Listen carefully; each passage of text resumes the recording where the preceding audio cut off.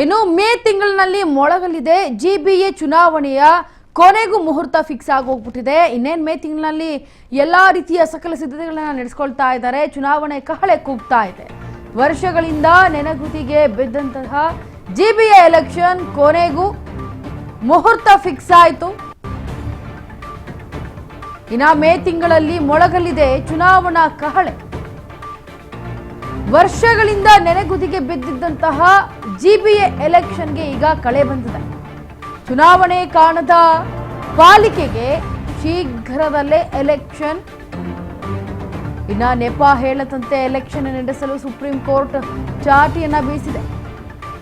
ಯಾವುದೇ ಕಾರಣಕ್ಕೂ ತಡವಾಗಬಾರದು ಅಂತ ತರಾಟೆಗೆ ತೆಗೆದುಕೊಂಡಿದೆ. ಯಾವುದೇ ಕಾರಣಕ್ಕೂ ತಡವಾಗಬಾರದು ಅಂತ ತರಾಟೆಗೆ ತೆಗೆದುಕೊಂಡಿದೆ ಸುಪ್ರೀಂ. ಮಕ್ಕಳ ಪರೀಕ್ಷೆಗಳು ಮುಗಿದ ನಂತರವೇ ಚುನಾವಣೆ ಮಾಡಬೇಕು ಅನ್ನೋದನ್ನ ಹೇಳಿದೆ. 6 ಮೇ 26ರಿಂದ ಅಧಿಕೃತವಾಗಿ ಆರಂಭಕ್ಕೆ ಡೆಡ್ಲೈನ್ ಅನ್ನು ಕೊಡಲಾಗಿದೆ. ಜೂನ್ 30ರೊಳಗೆ ಮುಕ್ತಾಯಕ್ಕೆ ಸುಪ್ರೀಂ ಕೋರ್ಟ್ ಇದೀಗ ಆದೇಶವನ್ನು ಹೊರಡಿಸಿದೆ. ಜಿಬಿಎ ಏನು ಚುನಾವಣೆ ನಡೀತಾ ಇದೆ, ಇದು ಕೊನೆಗೂ ಇದಕ್ಕೆ ಮುಹೂರ್ತ ಫಿಕ್ಸ್ ಆಯಿತು. ಮೇ ತಿಂಗಳಿನಲ್ಲಿ ಈ ಒಂದು ಜಿಬಿಎ ಮುಹೂರ್ತವನ್ನು ಫಿಕ್ಸ್ ಮಾಡಲಾಗಿದೆ. ವರ್ಷಗಳಿಂದ ನೆನೆಗುದಿಗೆ ಬಿದ್ದಿತ್ತು ಈ ಎಲೆಕ್ಷನ್. ಕೊನೆಗೂ ಚುನಾವಣೆ ಕಾಣದೆ ಪಾಲಿಕೆ ಕಂಗಾಲಾಗಿತ್ತು. ಈಗ ಅತಿ ಶೀಘ್ರದಲ್ಲಿ ಎಲೆಕ್ಷನ್ಗೆ ಸುಪ್ರೀಂ ಆದೇಶವನ್ನು ಹೊರಡಿಸಿದೆ. ಯಾವುದೇ ರೀತಿ ನೆಪ ಹೇಳದಂತೆ ಎಲೆಕ್ಷನ್ ನಡೆಸಲು ಸುಪ್ರೀಂ ಚಾಟಿ ಬೀಸಿದೆ. ಯಾವುದೇ ಕಾರಣಕ್ಕೂ ತಡವಾಗಬಾರದು ಅಂತ ತರಾಟೆ ಕೂಡ ತೆಗೆದುಕೊಂಡಿದೆ. ಮಕ್ಕಳು ಪರೀಕ್ಷೆಗಳನ್ನು ಮುಗಿಸಿದ ನಂತರವೇ ಚುನಾವಣೆ ನಡೆಸಬೇಕು ಅಂತ ಹೇಳಿದ್ದಾರೆ. ನೋಡ್ಕೊಂಡು ಬನ್ನಿ. ಇನ್ನು 6 ಮೇ 26ರಿಂದ ಅಧಿಕೃತವಾಗಿ ಆರಂಭಕ್ಕೆ ಡೆಡ್ಲೈನ್ ಅನ್ನು ಕೊಡಲಾಗಿದೆ. ಜೂನ್ 30ರೊಳಗೆ ಮುಕ್ತಾಯಕ್ಕೆ ಇದೀಗ ಸುಪ್ರೀಂ ಆದೇಶವನ್ನು ಕೂಡ ಹೊರಡಿಸಿದೆ. ಯಾಕಂತಂದ್ರೆ ಇಲ್ಲಿಯವರೆಗೂ ಚುನಾವಣೆಯನ್ನೇ ಕಾಣ್ತಾ ಇರುವಂತಹ ಈ ಹಲವಾರು ವರ್ಷಗಳಿಂದ ಚುನಾವಣೆ ಕಂಡೇ ಇರಲಿಲ್ಲ ಈ ಜಿಬಿಎ ಎಲೆಕ್ಷನ್. ಸೊ ಹಾಗಾಗಿ ಮೇ ತಿಂಗಳಲ್ಲಿ ಮೊಳಗುತ್ತಾ ಇದೆ ಚುನಾವಣೆ ಕಹಳೆ. ಇನ್ನು ಫೆಬ್ರವರಿ 20ರ ಒಳಗೆ ವಾರ್ಡ್ಗಳ ಮರು ವಿಂಗಡಣೆ ಪೂರ್ಣ ಆಗುತ್ತೆ. 5 ಪಾಲಿಕೆಗೂ ಜೂನ್ 30ರೊಳಗೆ ಚುನಾವಣೆ ಆಗುವಂತಹ ಎಲ್ಲ ಚಾನ್ಸಸ್ ಇದೆ. ಎಂಥದ್ದೇ ಪರಿಸ್ಥಿತಿಯಲ್ಲೂ ಪ್ರಕ್ರಿಯೆ ಅಂತ್ಯಕ್ಕೆ ಆದೇಶವನ್ನು ಹೊರಡಿಸಲಾಗುತ್ತೆ. 4 ವರ್ಷಗಳ ಬಳಿಕ ಅಸ್ತಿತ್ವಕ್ಕೆ ಜನಪ್ರತಿನಿಧಿಗಳ ಆಡಳಿತ ಮುಂದಾಗ್ತಾ ಇದೆ. ಫೆಬ್ರವರಿ 20ರ ಒಳಗೆ ವಾರ್ಡ್ಗಳ ಮರು ವಿಂಗಡಣೆ ಪೂರ್ಣಗೊಳಿಸುತ್ತಾರೆ. ತದನಂತರ 5 ಪಾಲಿಕೆಗೂ ಜೂನ್ 30ರೊಳಗೆ ಚುನಾವಣೆ ಮಾಡೋದಕ್ಕೆ ರೆಡಿ ಮಾಡ್ಕೊಂತಾರೆ. ಎಂಥದ್ದೇ ಪರಿಸ್ಥಿತಿ ಬಂದರೂ ಕೂಡ ಈ ಪ್ರಕ್ರಿಯೆ ಅಂತ್ಯ ಆಗೋವರೆಗೂ ಕೂಡ ಯಾರು ಕೂಡ ಏನು ಮಾಡೋ ಹಾಗಿಲ್ಲ ಅನ್ನೋ ಆದೇಶ ಕೂಡ ಬಂದಿದೆ. ಜೊತೆಗೆ 4 ವರ್ಷಗಳ ಬಳಿಕ ಅಸ್ತಿತ್ವಕ್ಕೆ ಬರ್ತಾ ಇದೆ ಜನಪ್ರತಿನಿಧಿಗಳ ಆಡಳಿತಕ್ಕಾಗಿ. ಹಾಗಾಗಿ ಏನು ಜಿಬಿಎ ಚುನಾವಣೆ ಕೊನೆಗೂ ಮುಹೂರ್ತ ಫಿಕ್ಸ್ ಆಗಿರೋದು ಒಂದು ಕಡೆ, ಈ ವರ್ಷ ತುಂಬಾ ವರ್ಷಗಳಿಂದ ಬಿದ್ದಿದ್ದಂತಹ ಈ ಎಲೆಕ್ಷನ್ ಏನಿತ್ತು, ಈ ಜಿಬಿಎ ಎಲೆಕ್ಷನ್ಗೆ ಚುನಾವಣೆ ಪಾಲಿಕೆ ಶೀಘ್ರದಲ್ಲಿ ಎಲೆಕ್ಷನ್ ಮಾಡಬೇಕು ಅಂತ ಸುಪ್ರೀಂ ಒಂದ್ ಕಡೆ ಚಾಟಿ ಬೀಸ್ತಾ ಇದೆ. ಎಲೆಕ್ಷನ್ಗೆ ನೆಪ ಹೇಳೋ ಹಾಗಿಲ್ಲ. ಜೊತೆಗೆ ಮಕ್ಕಳ ಪರೀಕ್ಷೆ ಮುಗಿದ ನಂತರ ನೀವು ಚುನಾವಣೆ ಮಾಡಬೇಕು ಅನ್ನೋದನ್ನು ಕೂಡ ಹೇಳಿದೆ. ಜೊತೆಗೆ ಏನು 6 ಮೇ 26ರಿಂದ ಅಧಿಕೃತವಾಗಿ ಆರಂಭಕ್ಕೆ ಡೆಡ್ಲೈನ್ ಅನ್ನು ಕೊಡಲಾಗುತ್ತೆ. ಹಾಗೆ ಜೂನ್ 30ರೊಳಗೆ ಮುಕ್ತಾಯ ಆಗೋಗ್ಬಿಡ್ಬೇಕು ಅಂತ ಸುಪ್ರೀಂ ಕೋರ್ಟ್ ಆದೇಶವನ್ನು ಕೊಡ್ತು. ಜೊತೆಗೆ ಫೆಬ್ರವರಿ 20ರ ಒಳಗೆ ವಾರ್ಡ್ಗಳನ್ನು ಮರು ವಿಂಗಡಣೆ ಮಾಡಿ ಅದಕ್ಕೆ 5 ಪಾಲಿಕೆಗಳೇನಿದಾವೆ ಆ 5 ಪಾಲಿಕೆಗಳಿಗೂ ಕೂಡ ಜೂನ್ 30ರ ಒಳಗೆ ಚುನಾವಣೆ ಮಾಡೋದಕ್ಕೆ ಎಲ್ಲಾ ರೀತಿಯ ಸಕಲ ಸಿದ್ಧತೆಗಳನ್ನ ನಡೆಸಿಕೊಳ್ಳಿ ಅಂತ ಸುಪ್ರೀಂ ಆದೇಶವನ್ನು ಹೊರಡಿಸಿದೆ.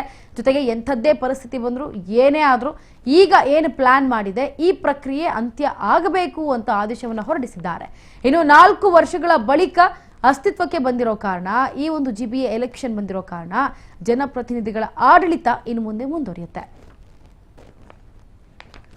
ಇದ್ರ ಬಗ್ಗೆ ಮತ್ತಷ್ಟು ಡೀಟೇಲ್ಸ್ ಅನ್ನ ಕೊಡೋದಕ್ಕೆ ನಮ್ಮ ಲೈವ್ನಲ್ಲಿ ಜಾಯ್ನ್ ಆಗ್ತಾ ಇದ್ದಾರೆ ಪ್ರತಿನಿಧಿ ವಿನುತಾ. ವಿನುತಾ, ಇದೀಗ ಜಿಬಿಎ ಚುನಾವಣೆ ಕೊನೆಗೂ ಮುಹೂರ್ತ ಫಿಕ್ಸ್ ಏನೋ ಮಾಡಿದ್ದಾರೆ. ಮೇ ತಿಂಗಳಿನಲ್ಲಿ ಯಾವ ರೀತಿಯಾದಂತಹ ಈ ಒಂದು ಚುನಾವಣೆಯಲ್ಲಿ ಯಾರ್ಯಾರು ಭಾಗಿಯಾಗ್ತಾರೆ, ಹೇಗೆ ಚುನಾವಣೆಯನ್ನ ನಡೆಸ್ತಾರೆ ಅನ್ನೋದ್ರ ಬಗ್ಗೆ ಡೀಟೇಲ್ಸ್ ಕೊಡಿ.